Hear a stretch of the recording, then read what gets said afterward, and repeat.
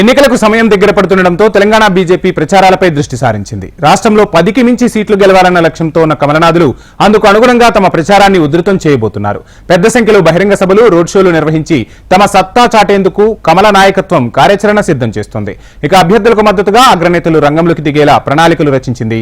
ప్రధాని నరేంద్ర మోదీ, కేంద్ర హోంమంత్రి అమిత్ షా, పార్టీ జాతీయ అధ్యక్షుడు జేపీ నడ్డాలతో తెలంగాణలో ప్రచారాన్ని హోరెత్తించేందుకు ముమ్మర ఏర్పాట్లు చేస్తుంది కమల దళం.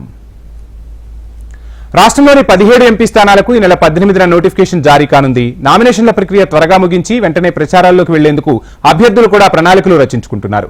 అందులో భాగంగానే పార్టీ అగ్రనేతలు ప్రచార సభలు కూడా నిర్వహించనున్నారు.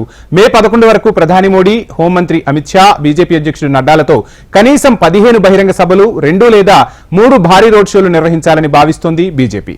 ఈ ప్రచార కార్యక్రమాలు నిర్వహించే ప్రాంతాలపై ముమ్మర కసరత్తు జరుపుతోంది తెలంగాణ బీజేపీ.